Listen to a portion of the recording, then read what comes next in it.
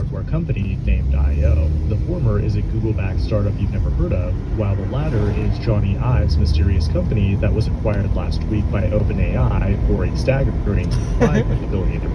On the surface, looks like a battle between them.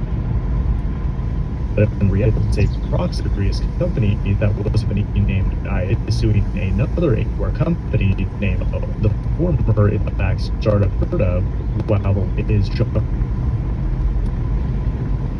somebody farting or company that was acquired yesterday. One of the most scandalous lawsuits in tech was revealed to the world. An AI hardware company named I.O. is suing another AI hardware company named I.O. The former is a Google-backed startup you've never heard of, while the latter is Jony Ive's mysterious company that was acquired last week by OpenAI for a staggering $6.5 billion. On the surface, it looks like a battle between I.O. and I.O., but in reality, it's a proxy war between OpenAI and Google. If you're confused already, I'll refer to the original company as I.O. and the company accused of stealing their name and IP as Altman I.O. You see, Sam Altman thought he was playing 7D chess by throwing helicopter money at the legendary Sir Jony Ive, a guy who is considered one of the most powerful people at Apple, who gave products like the iPod, iPhone, and MacBook their visual identity. But this opening move just put the brand's future in jeopardy, because now Altman I.O. is being sued for trademark infringement, and if we're to believe this startup, the allegations are absolutely unhinged. In today's video, we'll break it all down and take a look at the future AI hardware that nobody asked for. It is June 24th, 2025, and you're watching the Code Report. If you've been following the AI race, you may know that Sam Altman made a massive deal to acquire and hire Jony Ive for an ungodly amount of money. As of right now, the deal is still on, and Jony will still get that back, but before even revealing an initial product, the brand might need to pivot because it's being sued by a Google-backed startup called I.O. They've got $62 million in funding, a registered trademark, and 20,000 units ready to ship.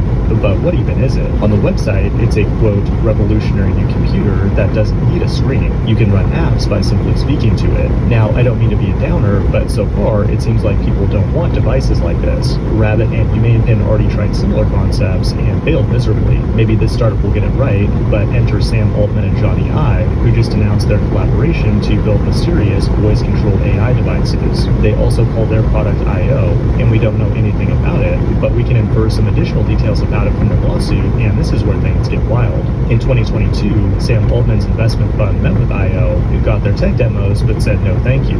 In addition, around the same time, Jony Ive's company also met with I.O. and saw their tech demos and said no thank you. Behind the scenes though, Altman and Ive were keeping tabs on I.O. while allegedly buying their products and asking for design files. Then a few years later in 2025, OpenAI executives met with I.O., once again under the pretense of making an investment. They were shown the tech, the hardware, and the functionality, but once again said no thank you, we're building our own slot. Then just weeks later, OpenAI released this cringe video, vaguely hinting at some future hardware product. What's crazy though is that Altman not only refused to make an investment in this startup, but incredibly he threatened that I.O. would sue I.O. to force I.O. to stop using the name I.O. These allegations are ruthless, salacious, and outrageous, but that's what we've come to expect from Sam Altman. Unfortunately, it also puts a dark stain on the clean reputation of Jony Ive, who allegedly participated in this devious plot. Only time will tell if they get to keep the name I.O., but may the best hardware win. When it comes to software development though, we already have amazing tools like Warp, the sponsor of today's video. You probably know Warp for being the most intelligent terminal in the game, and with their brand new 2.0 release, it's starting to rival the biggest AI dev tools out there. You can now think of Warp as an agentic development environment. It comes with a state-of-the-art coding agent that can execute jobs autonomously, a code editor where you can write code alongside your agents, and an intelligent terminal all in one. This means you can just tell Warp to build a specific feature or fix a bug, and it can do it all with multiple agents in parallel. It scored an impressive 71% on the SWE bench and 52% on Terminal bench, which makes it one of the best among agent-based dev tools. Warp is free to use, but you can get 2 months free on their Pro plan and a bunch of AI credits if you're one of the first 3,000 people to use the code FIRESHIP at checkout. This has been the Code Report. Thanks for watching, and I will see you in the next one.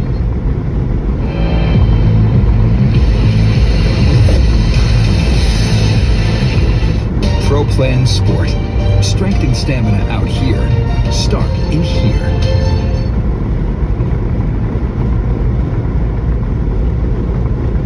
I tweeted Free Palestine, and I dang near got kicked out the league for it. And I'm like trying to figure out why.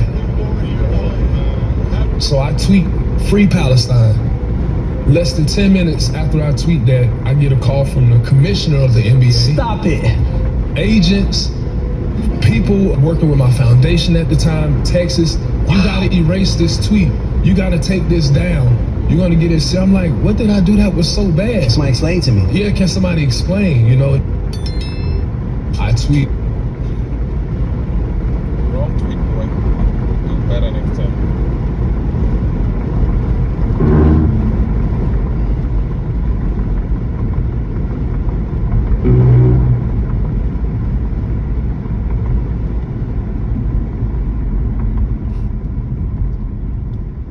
We basically have two countries that have been fighting so long and so hard that they don't know what the fuck they're doing. Do you understand that? There was no They don't know imminent what the threat fuck they to the doing. United States when Trump made this decision to do what Bibi wanted. And I want to be clear here. This was not Trump's decision. It was Bibi Netanyahu's decision. And that is the reason that he did it. And we're very aware that Israel is dictating our foreign policy, and we would now like that to stop. He hates nuclear war. He hates regular war. Yeah. And I think he really believes he did the right thing, and I don't think he's being duped by it. What Americans now are searching for is fact-based analysis. They'd like to get the truth without all the garbage, without all the ideology, without all the hidden agendas. Are you done with Donald Trump? He's been a chronic disappointment. One of the striking points about the Iran debate is that President Trump has faced more backlash from America First conservatives, the foreign policy class which reviles him, led by Charles Master, Ambassador John Bolton, and Chris Christie. Among those on TV praising the president, all of whom have previously described him as unfit to be president, and much more unflattering things than that. But the strongest opposition to the US attack came from within the MAGA base itself. Those on the Tucker Carlson or Steve Bannon wing of the movement believe the No More Foreign Wars principle is not only integral to the MAGA movement, but the entire reason it started in the first place. And to be three prominent conservatives with very different takes on this next debate at various different stages yesterday, including his news of uranium retaliation was breaking. Candace, welcome back to Uncensored. Thank you. It's good to be back, just in time for World War III. Well, yes, but before we get there, how is motherhood treating you? Motherhood is treating me great. I'm exhausted, as is to be expected with the newborn, but always a blessing. Well, and indeed it is, and I wish you all the very best with that. Okay, let's talk about impending World War III, as you put it. You are implacably opposed to what both Israel and now the United States have done here. Why? Because, well, first and foremost, just on the MAGA movement level, Trump came out and he gave us a promise that we were not going to be involved in wars. And I'm going back to 2015. Why did people get so excited about Donald Trump, who was then an unlikely candidate, who was being smeared by the media as being Adolf Hitler? Well, it was because he recognized that the American people were being forgotten while we were giving billions of unaccounted billions, by the way, for these never-ending wars. And so it's one of the earliest reasons that people got behind him and got behind his vision. And so we're opposed to a regime change because America as a country has a lot of problems that need to be fixed here first. It's that simple. Right, but it's not quite that simple. And I'll explain to you why. Because Donald Trump, I think he's not being inconsistent in the sense that in his first term, he wasn't a pacifist. You know, he killed General Soleimani, he killed Baghdadi, the head of ISIS, and went after them ferociously. He attacked Syria and they killed American troops. He dropped a massive bomb in Afghanistan. It wasn't like he never deployed the American military.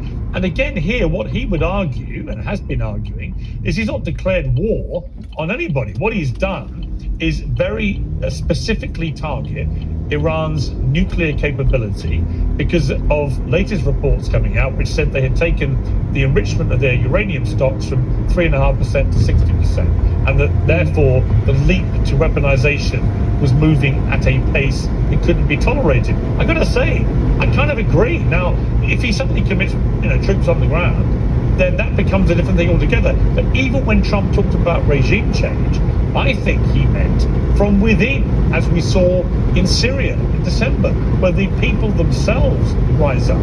And if that was to happen,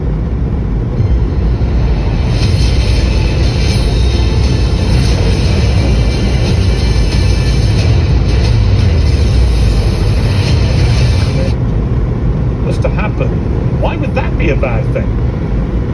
Okay, so you're asking a lot of questions here. So first and foremost, the idea that you have to formally declare war on like a piece of paper in order for war to happen is a little bit ridiculous. I mean, he dropped bombs. He dropped bombs in Iran. So yes, we are a part of this war, whether we like it or not. Iran is now speaking and saying that they're going to shut down the Hormuz Straits.